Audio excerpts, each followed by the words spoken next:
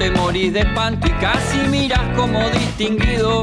Si cada tanto acunas en tu encanto y era tu mundo el ideal.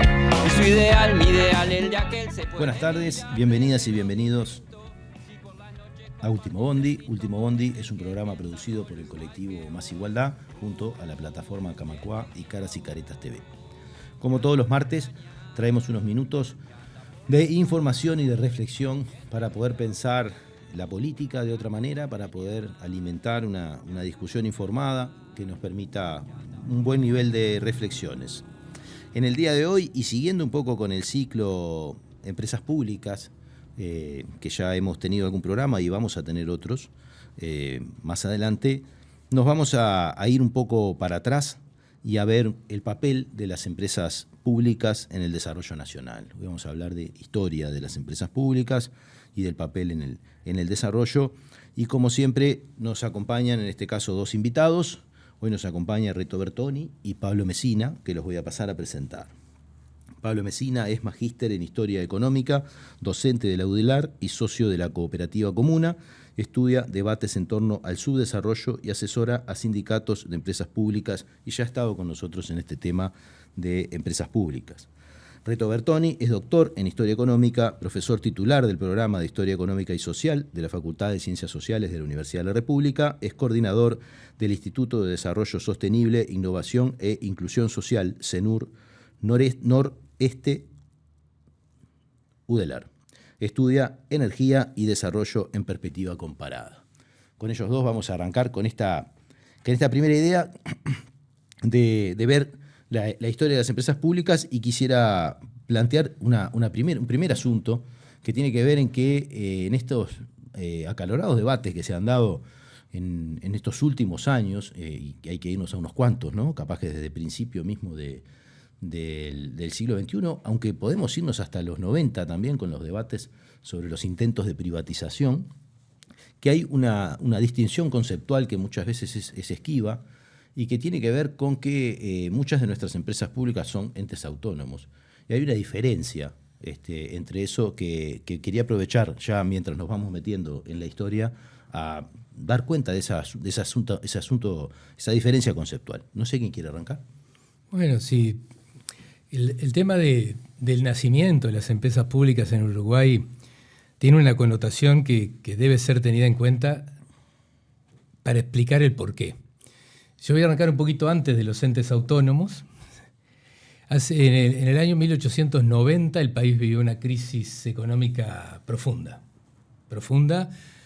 al punto tal de que se fundió el Banco Nacional, se fundió el gran especulador de los años 80 del siglo XIX, que fue Emilio Reus, y esto sacudió a la sociedad uruguaya, sacudió también del otro lado del Plata, Buenos Aires, pero la sociedad uruguaya se vio tremendamente sacudida, impactada por esta crisis, y empezó a dudar de que el discurso liberal del siglo XIX, de que había que construir estados nacionales en el cual el Estado debía mantener la seguridad de las fronteras y hacer las relaciones internacionales nada más, no alcanzaba para prevenir cosas como las que estaban ocurriendo.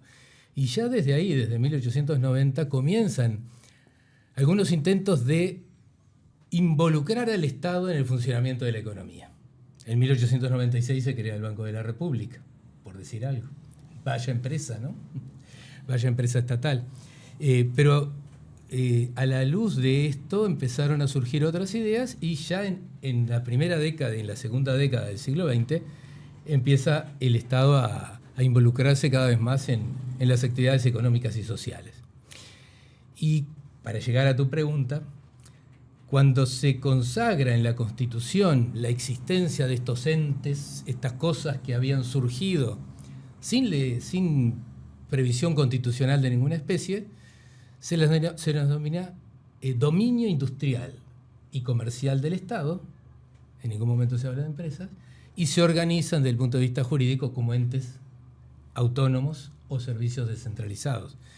Y ese es el origen de estas llamadas empresas públicas, que no son otra cosa que el Estado interviniendo para evitar las consecuencias negativas del funcionamiento del mercado, mucho antes de aquellas ideas del estado de bienestar europeo 50, 60 años antes. El Uruguay es pionero en este sentido. No había dominio industrial y comercial del Estado en otros países del mundo como en Uruguay sí lo había. No había empresas estatales de energía eléctrica, no había empresas de seguros del Estado, no habría administración nacional de puertos, como sí lo había en Uruguay, en otros países que supuestamente tenían un mayor desarrollo relativo o que sabían más que nosotros de cómo administrar estados que tenían 500 años.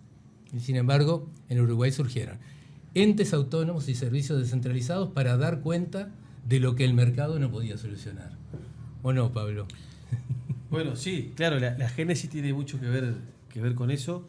Yo, para responder al reto, pero para agregar un poco antes, yo siempre intento hacer una distinción que es una definición posible, ¿no?, de empresa pública. ¿Qué es una empresa pública? Bueno, es una empresa que presta un servicio o produce bienes, que pueden tener precio o no, que incluso hasta podría no ser un servicio público, porque en general suelen serlo, y cuyos dueños, digamos, son ciudadanos, sea de un municipio, una región, un departamento, una ciudad o un estado-nación, como en el caso de Uruguay. Eso es una empresa pública. Lo que pasa es que después tenemos en nuestro ordenamiento jurídico, la Constitución reconoce en la Constitución, el artículo 221 y 222, ahí, ¿no?, bajo esta idea de entes y servicios descentralizados, algunas en concreto las reconoce como empresas públicas, pero que cosas que puedan ser empresas públicas o no son más. Yo te voy a tirar una que una vez dando un taller sobre esto, cuando había explicado la definición, un tipo se me paró y me dice: te voy a hacer una pregunta, ¿el camping de Santa Teresa es una empresa pública? Y me lo dejé pensando y digo, bueno, y sí, podría hacerlo, si no nos acotamos la definición. Si vamos a la Constitución, no, claramente no. Pero quiero decir, es una cosa que presta un servicio, que cobra un precio y funciona, mejor o peor, pero tiene una lógica presente. A eso es lo que voy. Pero es cierto lo que dice Reto, yendo a la distinción, que en general surgieron, yo creo que acá hay distintas matices desde el punto de vista histórico. Creo que la génesis de las primeras, como decía, y yo diría el banco hipotecario, que surge como una empresa mixta en 1892, un poco antes que duró, y después pasa a ser banco hipotecario en el momento, diría yo, más importante que tienen de génesis las empresas públicas, que es durante el primer vallismo, ¿no? Es un momento de impulso y de fomento muy grande y pionero, como decía un poco Reto, a nivel global. Pero creo que ahí, como la historia importa, y por eso está bueno tener una charla específica sobre este punto, creo que no siempre, y creo que el primer vallismo en parte permite mostrarnos eso, no siempre son meras respuestas a crisis. Y eso está bueno porque cuando hacemos una historización, no es lo mismo, como decían algunos, comprar fierros viejos en los 50, ¿sí?, que ser parte de un proyecto reformista amplio, como a principios del siglo XX fue el surgimiento de muchas empresas públicas. Entonces, me parece que ahí hay matices. Pero es cierto que tienen todas, digamos, más o menos, como uno de sus grandes objetivos, resolver fallas de mercado de distinto tipo, ¿no? Sea porque no garantizan el servicio universal y se considera que es estratégico, sea porque los privados no tienen interés en invertir, sea por distintas razones. Siempre las empresas públicas tienen como un origen, yo diría resolver problemas que el mercado no puede. Pero algunas creo que se dan en contextos que son más ambiciosas y se dan como en marcos de procesos de reforma muy amplios. Reto decía recién una cosa que me parece que hay que jerarquizarla, que es en esta idea del ente autónomo que tiene la responsabilidad de garantizar algo. Hay una diferencia clara con una empresa que en realidad, por la visión que nosotros tenemos hoy, por lo menos, está para maximizar ganancias, ¿no? Es decir, desde la perspectiva, y me interesa unir esto con la perspectiva del desarrollo, porque capaz que el desarrollo que estamos acostumbrados a discutir hoy tampoco es el desarrollo que se discutía en esos tiempos, y por lo tanto garantizar el acceso de la población a determinadas cosas estaba muy, muy visto como parte del desarrollo, ¿verdad? Y hoy estaría casi que bajo un paraguas de políticas sociales o cosas así, pero no necesariamente, ¿no? Entonces esa distinción me parece que es una de las cosas que creo que hay que jerarquizar. Y lo segundo, esto de los fierros viejos, que vos traes otra vez, que venía de la mano de los ferrocarriles, me imagino. Sí, o no sé de cuáles, pero también preguntar, sí, me parece que es interesante esto. Hay empresas públicas que antes fueron empresas privadas y después se hicieron públicas, y otras que, como decías vos, fueron una apuesta directamente a constituir un servicio que no existía. Sí, totalmente. Me parece bueno arrancar de lo que decía Pablo. El primer vallismo en las primeras 2 décadas del siglo XX fue una propuesta. Primero no lo nombré en la primera intervención para dar cuenta de que hay un proceso social detrás del cual aparece el primer vallismo. No son ideas o alucinaciones de José Valle Ordóñez, sino un proceso social que explica el surgimiento del reformismo. Pero había un proyecto país. Había un proyecto país en el cual las empresas públicas no solo tenían que brindar el bienestar necesario cubriendo necesidades de la población, sino también promover la actividad industrial, la actividad comercial, es decir, generar dinámicas económicas para el desarrollo. Vos decías recién si había una idea de desarrollo. Claro que la había. Las usinas eléctricas del Estado, por nombrar solo una de ellas, tiene una finalidad que va a cubrir las necesidades de la población para tener acceso a un servicio que era moderno y necesario, pero también para promover la industrialización, para generar condiciones para el desarrollo económico y social. Y claro, en el segundo vallismo hay una situación muy distinta. Inglaterra nos debía dinero desde la Primera Guerra Mundial y la única forma de cobrarlo era quedarnos con sus empresas. Y quedamos con el ferrocarril, quedamos con los tranvías y quedamos con las obras sanitarias del Estado. Después fue la OCE. Y ahí son fierros viejos, es verdad. El Estado se hace cargo de determinados servicios públicos que los sectores privados no estaban dispuestos a llevar a cabo porque esto implicaba una reinversión enorme para poner al día aquellos emprendimientos, aquellos servicios. Pero no solo eso, durante los años 60 también hubo estatizaciones para dar cuenta de los textiles que cerraban frente a la crisis y la apertura y el cambio en las condiciones internacionales, pero también en las políticas nacionales, frigoríficos, ¿no? Entonces el Estado aparece tratando de subsanar problemas, promoviendo acciones para el desarrollo, pero estamos en el mundo capitalista. Muchas veces es para hacer viable la actividad privada. Y esto tenemos que tenerlo muy en cuenta porque hoy lo estamos viviendo. Las empresas públicas nacen como un servicio público, la mayoría de ellas, nacen para promover el desarrollo, pero nacen también bajo el régimen capitalista para viabilizar actividades privadas, que si no, no serían posibles.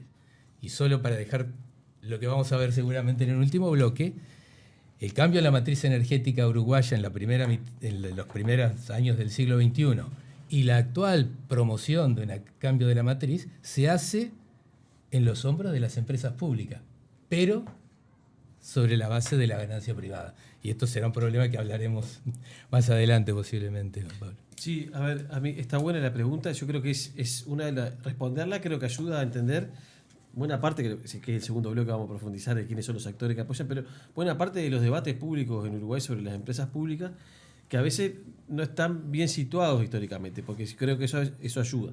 Yo diría, hay un momento en los 60 donde claramente las empresas públicas operan como salvatajes de crisis profunda, ¿no? Recordemos, entre 1955 hasta la dictadura, Uruguay tiene un periodo de estancamiento económico muy fuerte y de alta inflación, de crisis económica y social y polarización política, etcétera. Ya todo eso el mundo lo conoce. En ese contexto empiezan a cerrar muchas empresas, ¿sí? En el 65 hay una crisis bancaria importante, con un Peirano ahí como protagonista, pero digo que es un problema estructural más grande. Ahí el Estado empieza se interviene en bancos. Desde fines de los 50 hasta el principio de los 70 se estatizan frigoríficos fundidos. Lo mismo pasa con textiles, se compran un montón de textiles pequeñas, que ya era un sector que estaba cada vez más en crisis. Se estaban socializando los medios de producción. Básicamente, pero todos se están socializando pérdidas. Exacto. Eso es muy importante porque... No, es interesante esta discusión porque 30, es una discusión en los 30 pasa algo enterrada. parecido, ¿no? Los 30 es un momento clave para la historia de las empresas públicas. Uno, porque se entran a definir constitucionalmente y se pone... Digamos, la experiencia de ANCAP en el 31, y que eso que el herrerismo, vamos a hablar después, el famoso pacto del Chichulín, que le decían, bueno, acá hay que no se puede crear una empresa pública así nomás. Yo creo que eso tiene algo de interesante, porque es verdad, no podemos andar creando empresas públicas por las dudas. Entonces, pero es cierto que se volvió mucho más restrictivo. Pero una cosa que pasa en los 30 con la gran crisis económica que hay, producto de una crisis que es una crisis internacional también, es que empiezan a operar un poco como seguros de desempleo, ¿no? Entonces, toda una idea que todavía están, yo creo que ahora es más ideológica que empírica, ¿no? Pero que eran como, que operaban como lugares ineficientes, con muchos funcionarios, pero viene a resolver un problema de una crisis económica y social muy grande. O sea, no estoy diciendo que sea el mejor mecanismo, pero estoy intentando explicar el rol que hace la empresa pública. Capaz que hubiera sido mucho peor tener una masa de desempleados brutal. No sé, pero algunos problemas que se identifican como las empresas públicas tienen que ver muchas veces con que operan, y ahí yo veo la potencia, como grandes herramientas para intentar resolver crisis muy problemáticas. Pero es cierto que después les juegan en contra, ¿no? O sea, y cuando vienen ya más avanzados los 70, todos esos problemas de que a veces que tenían mucho personal, o que compraste fierros viejos, o que estatizaste empresas fundidas, sea frigorífico, textil, interveniste banco, lo que fuera, te lo empiezan ¿no? te empiezan a jugar en contra, ¿no? Porque se hace en un contexto donde hay un predominio mucho más liberal desde el punto de vista de las ideas, van a pasar a estar en el banquillo de los acusados. Pero yo creo que esos son como cuestiones clave. Y ahí, digamos, no sé si me estoy adelantando mucho, pero cuando ya viene la oleada privatizadora, creo que eso forma toda parte de la batería argumental sobre por qué no funcionan bien las empresas públicas. Pero no rescata un montón de éxitos también que tuvieron previos, ¿no? Y un montón de cosas. Nosotros capaz que conocemos los dos, es un problema, la que más conocemos son las oficinas del Estado, después la UTE, ¿no? Porque hicimos nuestras tesis sobre eso, pero ahí todo lo que decía Reto uno lo puede ver, ¿no? La carta orgánica yo creo, la carta orgánica de lo que era la usina eléctrica del Estado es el manual. Es decir, bueno, ¿qué le pediría yo a una empresa pública en el siglo XXI? Y bueno, que ayorne la carta orgánica que entró en 1911 y se terminó de promulgar en 1912, ¿no? Porque ahí dice, un servicio universal, con prioridad para los menos pudientes. Esto dice, ¿no? Que fomente el desarrollo industrial, ¿no? Y está dicho, y porque tiene mucho que ver, en unos sectores que a veces son monopolios naturales y que o el monopolio es estatal y público o el monopolio es privado y seguramente transnacional, por la escala de los capitales que se precisan, también se veía como una herramienta para combatir al capital extranjero.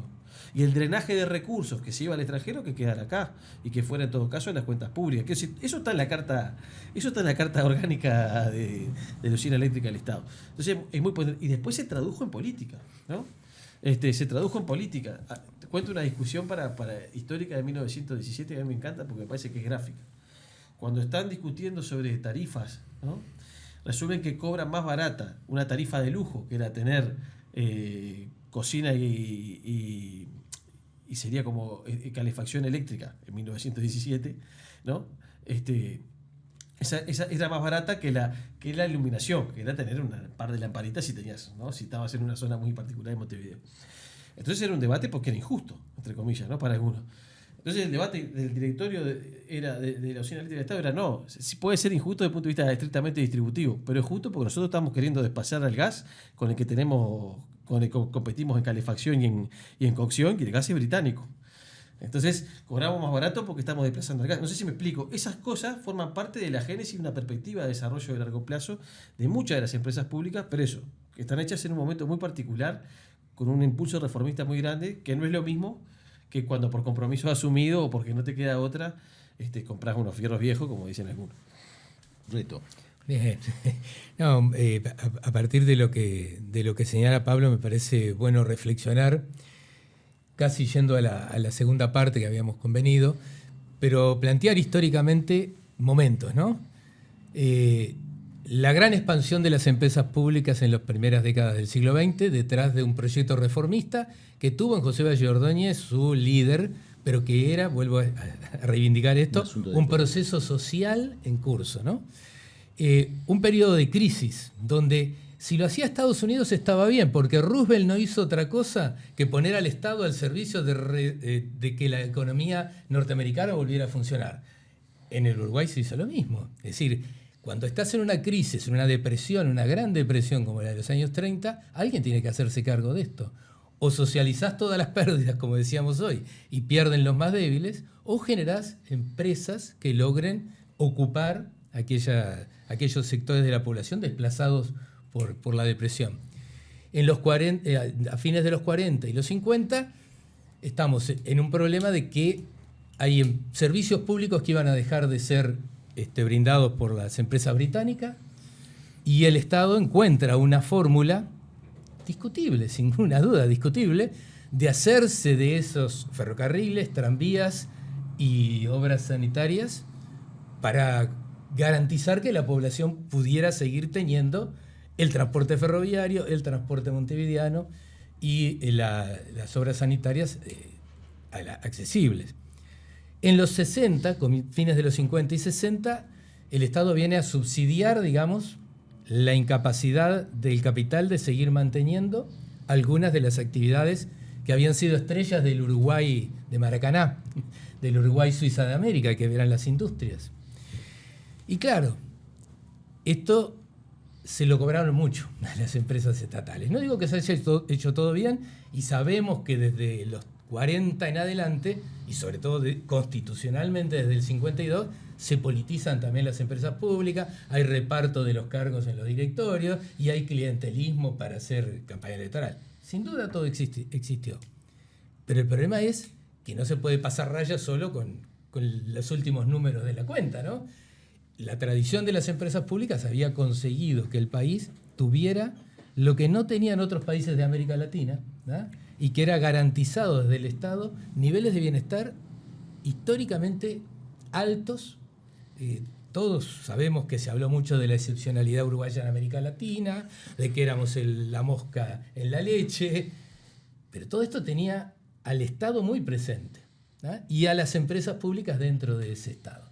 Cuando vienen las dictaduras, allí hay un debate que capaz que podemos hacer después cuando hablemos de actores, entre militares que querían mantener el control sobre algunas actividades estratégicas y algunos civiles instruidos en las nuevas doctrinas liberales, monetaristas, etcétera, que buscaban la privatización. Allí hubo un impas en idas y vueltas con las empresas públicas y después, gracias a la democracia, en los 90 se pueden implementar los planes privatizadores. O se intentan, porque tendremos que hablar en un ratito de los plebiscitos de los 90, ¿no? Quedó presentado el tema en forma bastante florida, así que nos vamos al primer corte. En un minuto seguimos con empresas públicas y la historia de las empresas públicas en Último Bondi.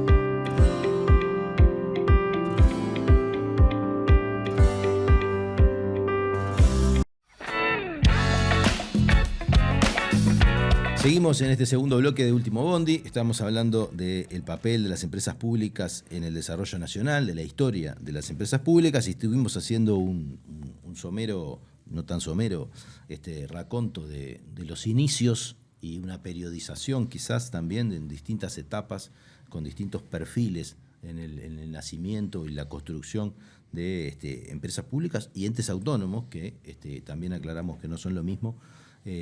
Y nos toca un poco hablar ahora de los actores políticos involucrados, porque la discusión sobre las empresas públicas que podemos recrear desde hace 20 o 30 años en Uruguay, en realidad es mucho más vieja. Arranca capaz que desde principios del siglo XX, y hubo actores, fuertes actores políticos y sociales, que pugnaron por más empresas públicas, por menos empresas públicas, distintos enfoques, distintas posiciones. No se va a poder hablar de todo eso, pero quizás algunas perlas para este collar. Algunas perlas, vamos por las perlas. Aquel impulso reformista del que hablábamos hace unos minutos no estuvo exento de oposición, y de férrea oposición. No solo en la creación de las empresas públicas, sino en otras reformas que estuvieron planteadas en su momento, como la contribución inmobiliaria y como una serie de reformas que trataban de impactar en la distribución del ingreso, de alguna manera, por parte del vallismo. Pero es claro, en el año 1916, el primer gran freno al impulso del Estado interviniendo en la economía, con lo que se ha dado en llamar el Alto de Viera, ¿no? En 1916 el vallismo pierde las elecciones a la Asamblea Constituyente, que iba a tratar de reformar la vieja Constitución de 1830, y esto fue una alarma para que un miembro del Partido Colorado, Viera, que ocupaba la presidencia, dijera, bueno, tenemos que hacer un alto en las reformas. Esto es un aviso. Se había creado la Federación Rural en 1915, ¿ah? Y se había generado una oposición fuerte a que siguiera el Estado avanzando en sus intervenciones en la economía y en la sociedad. Finalmente, esto se fue diluyendo y no desaparecieron las empresas públicas que se habían creado, no desaparecieron los entes autónomos y servicios descentralizados que ahora habían quedado consagrados en la Constitución de 1917, pero se enlenteció ese proceso que estaba en el plan de desarrollo, si podemos llamarle así, o en las ideas de desarrollo del vallismo. Pero aquellos mismos que en 1915 propiciaron el freno de las reformas, en 1928 aplaudieron con las dos manos la creación del Frigorífico Nacional. Y el Frigorífico Nacional es una entidad que se crea para que el Estado interviniera donde los productores nacionales se veían perjudicados por los frigoríficos extranjeros que imponían el precio del ganado. Los actores sociales están de un lado o del otro de la cancha, a veces según sus intereses. Al menos los propietarios, los productores, que a veces se encuentran en la empresa pública aquel ente que puede ayudarlos a garantizar el lucro o la ganancia, y en otras oportunidades las atacan porque la ineficiencia de estas empresas públicas podría estar perjudicando la ganancia privada. Es decir, no hay un blanco y negro, ni hay un bando y otro en esto de las empresas públicas, por lo menos durante buena parte del siglo XX. Sí, me dale. agregar, porque tiene que ver con este periodo histórico. Si mirás la izquierda también es ambigua. Por ejemplo, Frugoni, ¿no? Que era el referente principal y fue hasta bien entrado en la década hasta los 50 incluso en el Partido Socialista, digamos que era más o menos un defensor del surgimiento de las empresas públicas. Yo diría que parte de su programa tenía que ver con incluir a los trabajadores dentro del directorio, que formaran parte de los dividendos. ¿No? Esas eran sus intervenciones críticas por ese lado, pero no contra la empresa como en su conjunto. Pero, por ejemplo, cuando ya está estipulado el Partido Comunista y está Eugenio Gómez, por ejemplo, en el caso de algunas de las empresas, él las ve como un que en parte, no digo que sea de todo descabellado el argumento, que la ve como parte de la política de expansión del capitalismo y tiene como unas posiciones que esto van a ser herramientas para explotar trabajadores. Quiero decir, ahí había un momento donde otros sectores de la izquierda no estaban de todo de acuerdo, y después había otros que podríamos decir que eran que dentro de los partidos que llamamos tradicionales, pero que eran como liberales de izquierda, no sé, o qué nombre ponerle, pero el caso de Carlos Quijano, por ejemplo, que sí era partidario de la creación de empresas públicas. Yo siempre digo que, pero ahí tenía como unas propuestas distintas también, ¿no? Como la gobernanza, digamos, de la empresa pública como representación de ciudadanos, trabajadores y digamos, ciudadanos que pueden ser empresarios, ¿no? Trabajadores de la empresa y después directores políticos, ¿no? Entonces ahí cuando él tiene unas propuestas cuando está todo el debate para la creación de ANCAP en ese sentido. Quiero decir, ahí hay de sectores más de izquierda o progresistas también, digamos, las posiciones no son también un bloque homogéneo, digamos. Sí, sino que hay distintas posiciones. Pero ahí también para mostrar, digo, para ver que era un debate amplio, rico, tal vez era amplio y más rico que ahora, tal vez, pero digo, que había diversidad de posiciones. De posturas, sin duda. Sí, sí. Y la otra cosa que me gustaría resaltar a mí es cómo se fue bastardeando a las empresas públicas con algunas resoluciones, con algunas decisiones, con alguna legislación que propició aquello que nos planteaba Pablo hace un rato de ver a las empresas públicas como la fuente de clientelismo. En 1952 se establece por ley, lo había anunciado hace un ratito, cómo se reparte entre el partido que gane las elecciones y el segundo la cantidad de directores en los directorios de las empresas públicas. Por la Constitución. Si uno va a las leyes orgánicas, a la ley orgánica de la UTE, por ejemplo, pero también la de ANCAP, se decía estrictamente en la ley que el directorio estaría integrado por personas idóneas o técnicos en la materia. Cuando uno se va a ver cómo se integran los directorios de las empresas públicas después de los años 40, de los años 50, de los años 60, como se decía, era el premio consuelo, ¿no? Para el que no había salido en su lista para integrar la Cámara de Diputados, la Cámara de Senadores, o iba al servicio de Relaciones Internacionales como embajador a algún lado, o iba a algún directorio de las empresas públicas. Y esto fue bastardeando, pero no desde la ineficiencia del funcionamiento de la empresa, sino de cómo influyen algunos actores políticos en el funcionamiento de las empresas que terminan generando, sí, ineficiencia sin duda. Pero no es porque las empresas públicas son ineficientes, sino cómo se usan o cómo se intervienen en las empresas públicas. Yo, para terminar esta parte y darle un poquito a Pablo, diría, algunos sectores, y desde la Comisión de Inversiones y Desarrollo Económico, la CIDE, que funcionó en la primera mitad de los años 60, se fue muy crítico con el funcionamiento de las empresas públicas, pero también del mantenimiento de las mismas. Y cuando en la Constitución de 1967 se crea la Oficina de Planeamiento y Presupuesto, y una de las funciones es que la Oficina de Planeamiento y Presupuesto contraloree, monitoree y apoye el funcionamiento de las empresas públicas. No para desmantelarlas, sino para hacerlas funcionales a esa idea de los años 60, ¿no? De que había que crear un proyecto de desarrollo nacional. Así fue el Plan Nacional de Desarrollo Económico y Social del 65. Entonces, los actores son claves para entender esto. Son disímiles las posturas, como decía Pablo hace un ratito, pero no hacia la esencia de la empresa pública, o no hacia la esencia de estos entes que creamos para satisfacer necesidades y promover el desarrollo. No sé si lo compartís. Sí, iba a hablar de la CIDE porque me parecía que está clave, porque la CIDE hace una buena valoración, yo diría, muchas cosas de las empresas públicas, ese hito de los 60. Y una cosa que le critica, y por eso creo que la creación de la OPP tiene mucha lógica en ese sentido, la creación no, pero pasarla bajo la órbita de la OPP, tiene mucho que ver con la idea de que tenía problema de coordinación, entre otras cosas. Entonces, cuando vos tenés una vocación de decir, acá hay que ir hacia un plan de desarrollo nacional, de alguna forma, ¿no? Y eso implica cierto grado de coordinación, evaluar que existe a nivel de las empresas públicas cosas que no están de todo coordinadas, justifica, y nosotros tenemos, de hecho creo que es constitucional, si mal no recuerdo, corregime Reto, que la OPP tiene algunos mandatos que tienen que ver con la regulación de las empresas públicas, son muy claves. De hecho, esto es bien gracioso, porque cuando ahora conversamos, no sé si me puedo saltear, capaz que no, pero cuando vamos a los 90, ¿no?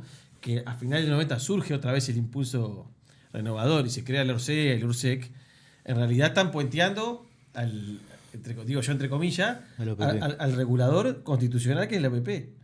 Tal vez podemos discutir si la OPP funciona bien o no en esa cosa, ¿no? En ese aspecto específico. Pero en realidad tiene previstas funciones de control que no son, a diferencia de, por lo menos en la Génesis, la ORCE y el ORSEC, no tienen un afán privatizador. Cuando vemos la creación de la ORCE y el ORSEC, tienen el fomento de la competencia, la otorgación de concesiones y qué sé yo, tienen como un aspecto clave, ¿no? Que ahora con la LUC después volvieron. Entonces, me parece que eso como que está bueno ver, digamos, como esos distintos hitos y momentos. Yo no sé si, para pasar un poquito más y avanzar históricamente en los actores, hay un actor que es bien importante, que no lo hemos nombrado, creo, que es el herrerismo como familia ideológica.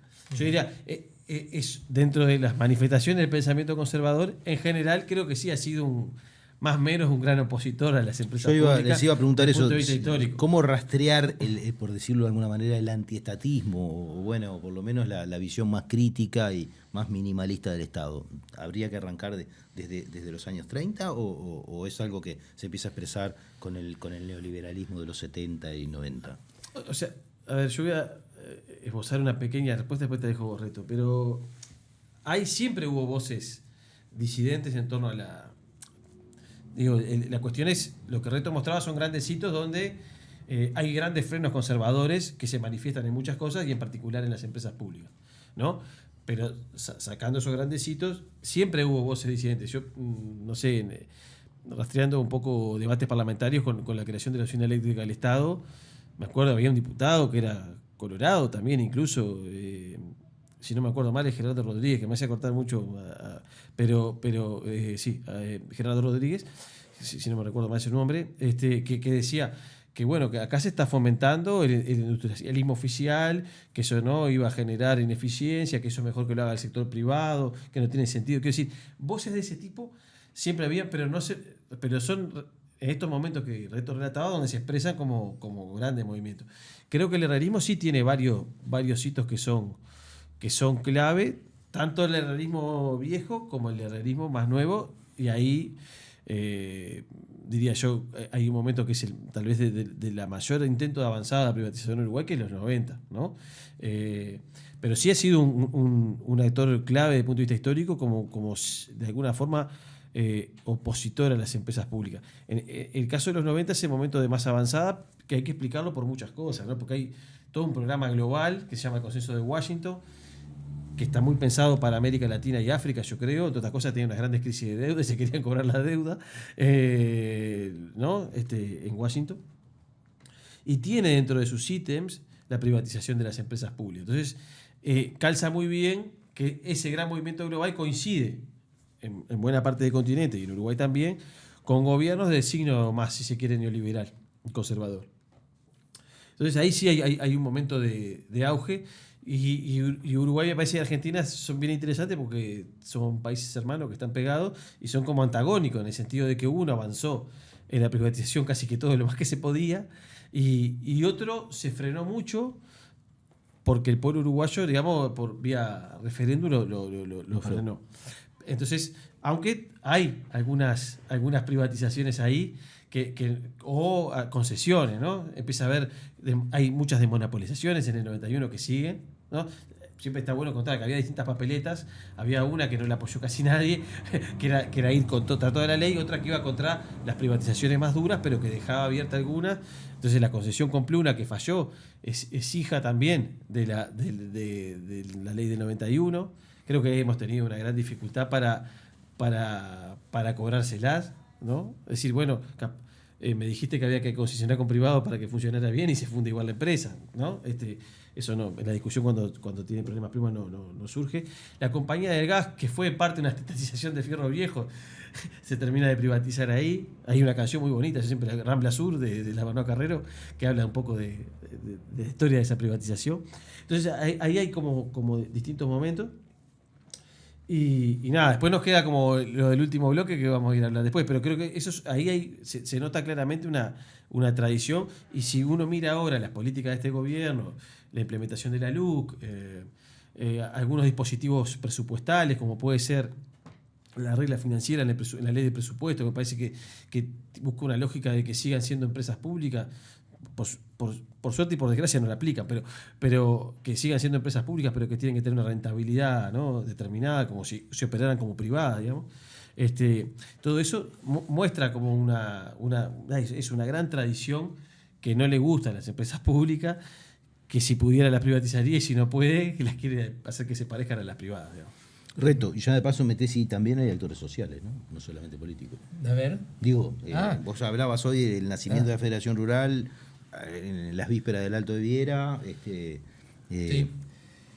Mirá, hay una cosa que ahora cuando hablaba Pablo y tu pregunta anterior, Martínez Lamas, un gran ideólogo del pensamiento ruralista, pero del ruralismo de allá, no del de Nardone en los 50, sino de comienzos de siglo, hablaba de la bomba de succión. Y yo creo que hay un gran histórico opositor al avance del estatismo y de las empresas públicas, que son el sector vinculado a la explotación agropecuaria. Si vos me querés decir, bueno, a ver, ¿quiénes son consecuentemente antiestatistas o casi siempre están del otro lado? Yo te diría que el sector agropecuario tiene enormes problemas con el estatismo vallista, porque el estatismo vallista en cierta medida propiciaba un cambio de la estructura productiva del país, en la cual el sector primario iba a tener que financiar de alguna manera los cambios en la estructura productiva. De ahí el intento de ir hacia la contribución inmobiliaria rural y otros mecanismos. O sea que si ahí tenemos que buscar una constante, yo creo que estaría por ahí. Pero pensando en los distintos sectores sociales, cuando vamos a los años 90 son los años del Consenso de Washington, es el momento en el cual hay reglas y promoción de parte de los organismos internacionales de crédito para que se ayornen los estados, las reformas del Estado, todas esas ideas que surgen allí, a las que refería Pablo, en el gobierno de Lacalle de la primera mitad de la década del 90, está el intento de la ley de empresas públicas para liquidar a las empresas públicas. Y ahí yo creo que los actores se fueron alineando de manera bastante compleja. Demoró bastante en definirse cuál iba a ser la papeleta y al final fueron dos, como decía Pablo recién. ¿Qué es lo que hay que derogar? ¿Es la ley de empresas públicas o es todo el ataque hacia Antel, que es rentable y que conseguimos además el apoyo de Sanguinetti? Allí, desde el PIT-CNT se promueve la derogación a través de la consulta popular, pero se discute mucho en la izquierda qué es lo que hay que apoyar, si ir o no ir. Un poco la discusión que hay hoy también con el tema de la seguridad social, hasta dónde ir o no ir. Y interpretación personal, la posibilidad de ganar a Sanguinetti con achicar la cantidad de artículos que vamos a derogar es lo que triunfa. Y esto tiene un problema o un pecado original, y es que buena parte de algunos de los problemas que hoy tienen las empresas públicas tienen que ver con que se permitió avanzar en algo que decía Pablo, algunas desregulaciones o algunas desmonopolizaciones que estaban en manos de las empresas públicas. No es parte de la ley de empresas públicas, pero el marco regulatorio del sector eléctrico, que es de 1997, es base de lo cual hoy están ocurriendo algunas cosas en el mercado eléctrico que no ocurrirían si no estuviera esto. Y como vamos a entrar en el próximo bloque con el presente y el futuro, simplemente anunciar, de haberse cambiado el marco regulatorio del sector eléctrico, no habría hoy algunos problemas vinculados a cómo se está permitiendo la comercialización de energía eléctrica entre privados. Bien, nos vamos en un minuto, volvemos en el tercer bloque de Último Bondi.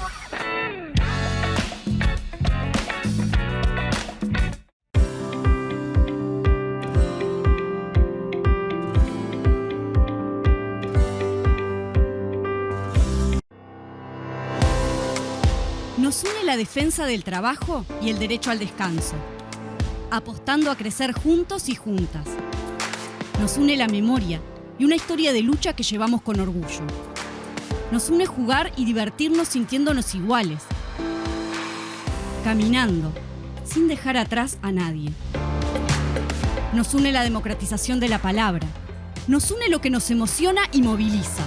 Nos une compartir y soñar el futuro.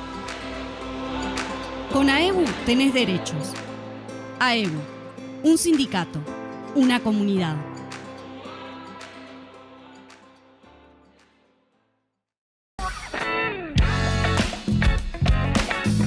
Seguimos en este tercer y último bloque de Último Bondi. Estamos hablando del papel de las empresas públicas en el desarrollo y, como en todos los bloques finales, nos toca pensar un poco el futuro, no necesariamente sin abandonar el análisis del presente y del pasado, porque este programa está bastante centrado en el pasado, ¿no? Pero sí corresponde plantearnos un poco qué se puede pensar. Ya hemos hecho algunos ejercicios de pensar políticas públicas, incluso algunos con Pablo. Y bueno, lo dejamos así, a ver cuál es el papel de las empresas públicas en el desarrollo nacional futuro y qué ajustes, qué propuestas, qué está discutiendo el mundo en esta materia, qué se nos ocurre en relación a lo que viene siendo nuestra trayectoria histórica. A mí me pasa con eso que claro, arrancaba hablando de 1900, 1890, entonces lo más parecido al futuro hace 30 años atrás que se me ocurren a mí, pero a mí me parece que está bueno para proyectarse, tener como hacerse una pequeña composición del lugar en el que estamos. Me parece porque hay un desafío muy grande en ese sentido que tiene que ver con que me parece que en general nos paramos a defender privatizaciones, ¿no? Si mañana, yo creo que no está planteado, pero si mañana alguien viene y dice vamos a privatizar Antel, yo creo que va a perder. Va a generar un nivel de posición tan grande que va a perder. Pero la estrategia hoy es privatizar. Por eso. Entonces me parece que está bueno ver que hay de esa estrategia fallida de los 90, que no fue fallida en muchos lados, porque en muchos lados fracasaron por distintas razones, no hubo referéndum como acá, pero fracasaron por distintas razones las privatizaciones. Creo que hay un cambio de estrategia que le llaman a algunos la gobernanza, la buena gobernanza corporativa, que tiene alguna idea que es tan buena, pero que en esencia plantea no la privatización, pero sí que las empresas públicas, en caso de existir, funcionen con una lógica más comercial y empresarial más típica de una empresa privada, con lo cual la idea de servicio público, que en el futuro tenemos que seguirla defendiendo, que yo creo que esto es una idea clave, queda bastardeada, y que genera, por la vía de los hechos, lógicas en el cual un determinado mercado, si es que se le puede llamar así, tiene un sector estatal público que se hace cargo de todos los costos hundidos, de todos los problemas, de todos los clientes indeseables porque no tienen capacidad de pago, porque no lo que fuere, y un sector privado que se hace parte del buen negocio y que muchas veces rentabiliza inversiones sociales costosas y de retornos muy bajos desde el punto de vista económico que hacen las empresas estatales. Entonces, eso es un poco, me parece, el escenario en el que estamos plantados hoy en muchos lados y en el caso uruguayo actual, me parece que es el gran desafío. O sea, bueno, cuando vos mirás todas estas cosas que nombrábamos en el corte anterior, creo que algunas cosas de la LUC, algunas cosas de presupuesto y las políticas concretas que instrumentan, lo que es la portabilidad numérica, ¿no? Se apropian de una inversión del Estado para, ¿no? Privado. Lo que estaba comentando un poco Reto, que está empezando a pasar con privados que le pueden vender, que se apropian de que la energía está barata, porque hubo inversiones que financió el Estado, que las tenemos que pagar todos los clientes de la UTE, porque así está establecido, y ellos no las van a pagar. Coca-Cola no les va a pagar, si bajó, va a ir a un spot barato, que está barato porque la UTE financió, garantizó demanda, el Estado uruguayo les dio subsidios a empresas, ¿no? Para hacer los parques eólicos, todos pagamos eso, pero y se vieron beneficiados capitales privados por eso, porque ahora tienen sus parques, sus fotovoltaicas, lo que fuera, y además va a haber clientes como Coca-Cola y otros más que no van a pagar los costos que sí tenemos que pagar nosotros y solamente van a obtener beneficios. Entonces, esas son las lógicas que están instaladas y que creo yo que se vienen con fuerza, ¿no? Y me hace acordar un poco a lo que planteaba Reto al principio del programa, ¿no? Decir, bueno, primero, cómo arrancamos diciendo cuál es la diferencia entre empresas públicas y entes autónomos, y ahora vamos un poco a que estamos queriendo desarmar, ¿no? O sea, desde la política se viene intentando desarmar, disociar estas cosas, quedarnos con la parte de empresa pública y esa perspectiva, abandonarlo del ente autónomo. Uno tendería a pensar, ¿y quién se va a hacer cargo entonces de prestación de servicios? Y por el otro lado, lo otro que decía Reto, que era la otra cara de esto, no es solamente garantizarle a la sociedad los servicios, sino también el capital, ¿no? Tal cual. Está bueno, estaba pensando exactamente lo mismo que acabas de decir, de ir otra vez hacia atrás. En ninguna de las cartas orgánicas de las empresas públicas o de entes autónomos aparece la ganancia o el lucro o la eficiencia como un objetivo claro. El objetivo es brindar un servicio, el objetivo es promover el desarrollo, el objetivo... Es decir, se le puede criticar esto desde el punto de vista normativo a las empresas públicas. No tienen por finalidad el lucro. Ahora, la gestión corporativa en las empresas públicas tiene por objetivo hacer que sean eficientes, que tengan un resultado positivo. Siendo eficientes, que tengan una ganancia. O sea, la eficiencia que sea está rentable, medida, no más que eficiente, digamos. Que sea rentable desde el punto de vista económico. Exactamente. Exacto. Esto no estaba en el nacimiento de las empresas públicas en ninguna medida. Pero además es muy difícil medir qué es eficiente o no en las empresas públicas. Hay una economista, Mazzucato, que está muy de moda y que no es ninguna izquierdista ni cosas raras, que dice, lo que pasa es que no se sabe dónde se crea el valor. El valor se crea en muchos lados y el Estado genera valor que nadie mide, ¿no? Voy a poner 3 ejemplos. 1, el cambio de la matriz energética en el país. Los inversores privados a los que refería recién Pablo se beneficiaron de que la Universidad de la República estaba estudiando desde 1950 los vientos en el país. De que la UTE firmó un acuerdo con la Universidad de la República para tener un mapa eólico del Uruguay. Y el mapa eólico en Uruguay lo consiguieron gratis todos los inversores privados que vinieron a formar los parques eólicos. ¿Está bien? Lo que pasa es que no medís todo el valor que hay en aquello que ahora hace posible la inversión privada. Segundo ejemplo, viene el COVID.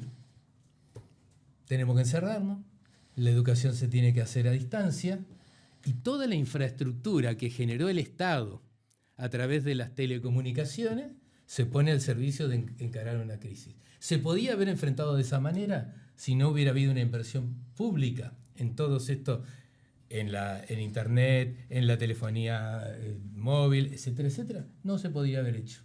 Pero eso no se contabiliza en esa eficiencia o ganancia o lucro que se pretende. Y la tercera es el actual hidrógeno verde, y que está tan en boga. Resulta que supuestamente el hidrógeno verde es la solución que tiene el país para encontrar un recurso exportable que va a tener gran futuro. ¿Cómo es posible eso? Porque tenemos un desarrollo enorme de las energías renovables. 97%, 98%, 93%, según el año que contemos, de la energía eléctrica se genera a partir de renovables. Y eso es lo que pide la comunidad internacional para catalogar de verde. Pero además, el Uruguay no solo tiene renovables, sol y viento, sino que tiene agua dulce. Y entonces, es todo esto que se ha generado a partir de inversión pública, a través de que la UTE demanda la energía eléctrica, a través de la UTE garantiza el pago del canon que se estableció, de la tarifa que se estableció en su momento a todos los privados, ahora encuentra una posibilidad de ir hacia el hidrógeno verde. ¿Quién va a ser protagonista del hidrógeno verde? El capital privado.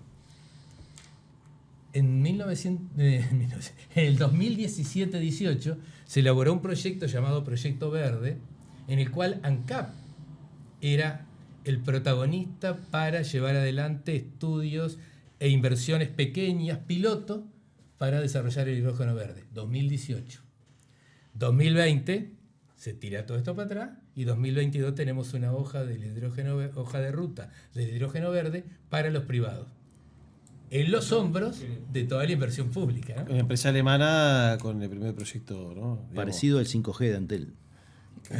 A ver, eso no sé mucho. No sé, pero por eso digo que a mí me parece que esos son los problemas, uno de los problemas futuros es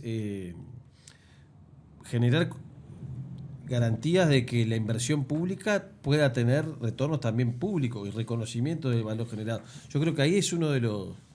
Perdóname la digresión, pero me parece que se asocia mucho con rediscutir qué es la ganancia, la rentabilidad, la eficiencia y todas las cosas que no están en la lista de las cosas que no se cuentan, ¿no? Es decir, porque en realidad, bueno, parecería que en algún momento nosotros estamos definiendo que las empresas no sean rentables.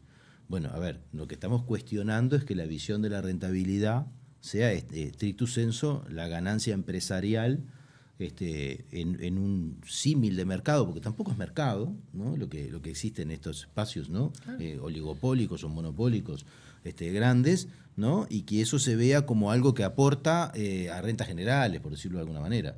Y no se mire todo el desempeño social y productivo y el apalancamiento del desarrollo que generan este tipo de cosas, como las obras de infraestructura, ¿no? Y como otro montón de cosas que en general entran en la misma línea, ¿no? De los costos hundidos de lo que después es la plataforma de desarrollo. El valor de las cosas, Pablo. Sí, claro, el verdadero valor de las cosas. El valor de las cosas es el título del libro de Mazzucato. Del libro de Sí, Mazzucato, sí. claro. No, está bueno, sí, es un texto que está bueno, además porque pone bien en intención esto, pero para mostrar una dificultad, ¿no? Cuando decía Reto sobre el agro, solamente con un impuesto afectado se le pudo sacar algo de plata al agro para hacer caminería rural, ¿no? El ISIR, famoso. Pero digo que decir, pero si no le decís Pero fue que un es lío para, bárbaro, que fue es un lío para- bárbaro. sí, pero si no le decís que es para algo que les beneficia directo, está bravo. Entonces, vos tenés actores, y son todos, hay muchos actores, sí, pero a mí me parece que lo que es clave para planificar es eso, es por un lado hacer valer y tener mejores herramientas para hacer valer el valor de lo público, valga la redundancia. Yo creo que, por ejemplo, hay muchas inversiones. Hay ejemplos, yo me acordaba de algunos ejemplos del sudeste asiático, si el Estado iba como parte, o si vos de alguna forma podías hacer tener con una determinada innovación, determinados beneficios, pero parte de esa innovación yo te la financié como Estado, o yo hice parte de los desarrollos que hice yo, bueno, entonces vamos a media, digamos, ¿no? Por poner ejemplo.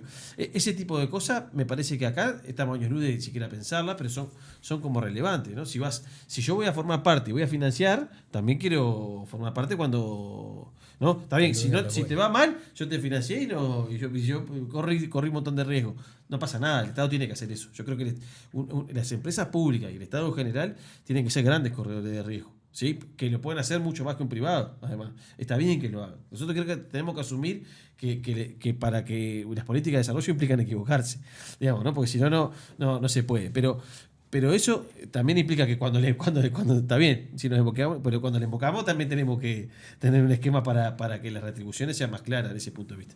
Eso me parece que es una cosa importante. La otra cosa sería multiplicar la capacidad. Me acuerdo de un programa que hicimos sobre China con el Gu Bittencourt sobre este tema, hablando de la participación del Estado en la omnipresencia del Estado en la participación de las ganancias empresariales en todos los rubros, sí, claro, en todos los tamaños incluso, ¿no? Pero que podría ser un camino, decir de una manera o de otra, esta coparticipación del Estado en más actividades, no necesariamente en la lógica de empresa pública, funcionario público, esquema, sino con un modelo de negocio distinto. Sí, también digo, hay que ver caso a caso, pero es una opción. Y la otra cosa creo que hay, que también todavía en Uruguay creo que hay mucha potencia inexplorada o poco explorada en las sinergias público-público. Me parece que incluso hay experiencias no tan felices de coordinaciones entre empresas públicas, digamos. Todavía lo decía la CIDE en los 60, pero sigue siendo un problema al día de hoy. No sé, no quisiera poner ejemplos concretos, pero me veo tentado. ¿No? de algunas políticas sociales que no sé, la canasta de servicio, que ahí me parecía que vos mirabas quiénes tenían que poner y quiénes ponían, y vos decís, acá hay gente que está faltando, o que aparece, pero no está tan presente, ¿no? En algunas empresas. Entonces, ahí son antecedentes viejos, pero que sirven para ver, bueno, hay problemas de coordinación en ese sentido. De que los entes autónomos son demasiado autónomos. Sí, claro, o que no está mal que tengan autonomía, pero sí que tiene que haber como una coordinación más fuerte. Yo creo que ahí tenemos un viejo planificador que lo tenemos desperdiciado, que es la APP en ese sentido, pero está. Un viejo regulador que lo tenemos desperdiciado ahí, pero bueno, no importa. Pero me parece que ahí hay algunos desafíos posibles. Y después hay ramos, ¿no? Yo en el programa que me invitaste, que tiraba un ejemplo, hay un ejemplo de empresa pública que no es reconocida como tal, que es el laboratorio...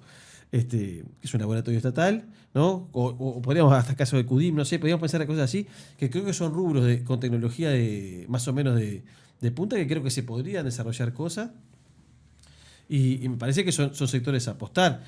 Que no tengan el formato jurídico, como yo decía hoy, de empresa pública, no sé si eso es un problema o no, me importa, no me parece que sea el acento, pero sí, no se puede todo resolver con empresas públicas, pero sí me parece que que el Estado tiene que jugar un rol clave y creo que desde una perspectiva, si se quiere, de izquierda, me parece que jugar solo en la redistribución vía gasto público y vía captación tributaria está bueno. Pero me parece que acá hay una estrategia que es cuando vos producís tenés una capacidad de control sobre determinados sectores que si no producís me parece que es mucho más difícil, ¿no? O sea, asumir que el Estado regulador está bueno, pero que me parece que el Estado productor todavía hay que prender alguna velita. Y creo que además está poco considerado, si uno lo pensara en forma un poco más maximalista, podría pensar, decir, bueno, yo tengo el Instituto de Colonización, que podría ser una empresa pública, tengo ACE, que podría ser una empresa pública. Tengo, ¿no? Bueno, de hecho, tengo la principal universidad del país, es una universidad pública. Es decir, hay un conjunto de actores más que relevantes en la construcción incluso de esas asociaciones, ¿no? Si uno mira la estrategia de asociación de la Universidad de la República con todo el Estado, es enorme. Uno podría querer más, podría disponibilizar más recursos de investigación, pero ya es enorme, ¿no? En un montón de cosas, su nivel de descentralización, ¿no? O sea, cuando uno piensa la cantidad de servicios que se asientan sobre lo público, el acceso universal o prácticamente universal de la población es enorme. Por lo tanto, me parece que es bienvenido. Reto. Mirá, yo quería remarcar, antes de que nos vaya el tiempo, 3 cosas. Una, nosotros estamos mirando para atrás, esto de la historia de las empresas públicas, no porque queremos volver para atrás. Como decía Galeano, la historia es un profeta con la mirada vuelta hacia atrás. Por lo que es y contra lo que fue, nos dice lo que vendrá. Y a nosotros lo que interesa es lo que vendrá. No es mirar para atrás porque sí, sino mirar para atrás para tomar impulso, para ver qué es lo que hay que hacer para adelante. Primera cosa. Segunda cuestión, lo que decía Pablo recién, yo creo que hay que remarcarlo. El espacio de lo público, reivindicar el espacio de lo público, en los acuerdos público-público, en el propio desarrollo de lo público como un bien común. Porque nos olvidamos que hay cosas que solo se pueden hacer si las hacemos como colectivo, si las hacemos como sociedad. Y nos guste o no nos guste, más allá de lo que digan los politólogos respecto a el carácter egoísta de los políticos que lo que quieren es conseguir la reelección, no tenemos otra forma que pensarnos como sociedad a través de algunos mecanismos que serán los mecanismos constitucionales, serán la forma en que la organización civil se quiera organizar, pero lo público tiene que estar presente. Y la tercera cuestión es que cuando estamos pensando para adelante, después de mirar para atrás, no estamos reivindicando, yo personalmente, no estoy reivindicando a la empresa pública ANCAP y UTE como fue cuando la creó José Valle Ordóñez o cuando la creó el Consejo Nacional de Administración. No, estamos diciendo que el sector de empresas públicas puede ser un motor de desarrollo. Siempre y cuando utilicemos las empresas públicas, y también me afirmo lo que decía Pablo, en un proyecto de desarrollo nacional, en el cual la Oficina de Planeamiento y Presupuesto, para no andar cambiando la Constitución todos los días, puede ser un perfecto protagonista. Si usamos la primera P, ¿no? La de planeamiento. Eso se ha tirado para atrás, hubo un intento en la administración anterior de generar una dirección de planificación, pero es lo que los países de verdad se proponen, y utilizando a lo público.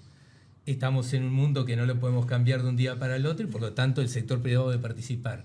Pero Pablo lo decía recién, cuando hay pérdidas las asume el sector público. Cuando una propuesta de innovación no sale, el costo es del sector público. Si algo sale bien, el sector público no recibe las ganancias o los beneficios que esto puede tener. Y eso es en lo que le estamos cerrando. No encontramos la manera de que retorne a la sociedad el esfuerzo de la sociedad por conseguir soluciones.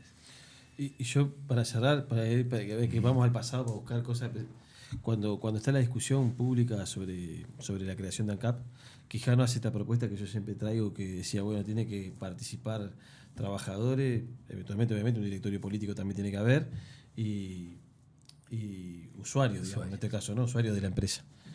No sé, depende de qué empresa, los usuarios pueden ser los consumidores, las personas, los usuarios residenciales y otros de electricidad o de otros servicios. Y a mí me parece que una forma de intentar empujar para eso es eso. Yo creo que tenemos unas herramientas que son buenísimas para avanzar en una concepción de democracia mucho más amplia. Y yo creo que hoy muchas de las políticas estratégicas del país se discuten con muy poquita gente, ¿no? El mercado eléctrico famoso de la ADMED están los grandes capitales, obviamente la UTE, y no está más nadie. Entonces, cuando hacen todas las cosas que hacen y que están haciendo ahora, que Reto contaba hoy, no hay nadie que le ponga un freno también. Me parece que hay que en esa cosa de que creo de un plan de desarrollo también se puede hacer con participación y tener la suerte de tener empresas te habilita a discutir eso mucho más fácil. Si yo me pensaba ahora, ¿no? La cantidad de cosas que hay para que la ciudadanía participe, ¿no? O la cantidad de temas y asuntos sobre los que uno debería tener un debate público permanente, ¿no? Temas que deberían ser objeto de tratamiento en los medios masivos de comunicación, que deberían tener programas de participación, de financiamiento de la participación, para recoger incluso la opinión de los ex post de la información brindada, ¿no? Estamos en un nivel de desarrollo técnico y tecnológico de las comunicaciones que nos podríamos permitir una democracia muchísimo más plena, ¿no? Con una participación muchísimo más directa en un montón de cosas y con un nivel de información calificada, pero realmente vamos para el otro lado, ¿no? Es un gigantesco show de entretenimientos bizarros, de política de cuarta en la mayoría de los casos, mientras tras bambalinas suceden cosas entre los actores, que muchos de ellos tienen algunos familiares en la historia y algunos no, y algunos son nuevos, pero que en realidad de una manera o de otra se trata un poco que siempre es la misma discusión. Si repartimos o no repartimos, y si privatizamos las ganancias y repartimos las pérdidas o tenemos otra oportunidad. En las últimas 2 intervenciones de ustedes me tentaron a usar una palabra que está tan manoseada que es difícil usarla, pero que es gobernanza. Y creo que hay que ir, esta profundización de la participación puede ser una forma de plantearse cambios en las empresas públicas, en las estrategias de desarrollo, en los proyectos concretos. Y la gobernanza en su sentido semántico está en el diccionario de la Real Academia Española. Una nueva forma de gobernar en que el peso de la sociedad civil, el gobierno, el Estado, estén de alguna manera representados y encontrando maneras de resolver problemas. Lo que tenemos que resolver problemas, y el asunto es que no lo resuelvan otros por nosotros, como decías vos, o detrás de bambalinas. Bueno, nos tenemos que ir. Creo que quedaron un montón de cosas y de perlas, incluso de traer de cuentos y de cosas que podrían poner más en valor todavía lo que hemos conversado, pero que avanzamos pila. Así que bueno, muchas gracias por estos minutos y nosotros nos vemos el próximo martes en otra propuesta de Último Bondi. Buenas noches. Gracias por la invitación. Gracias.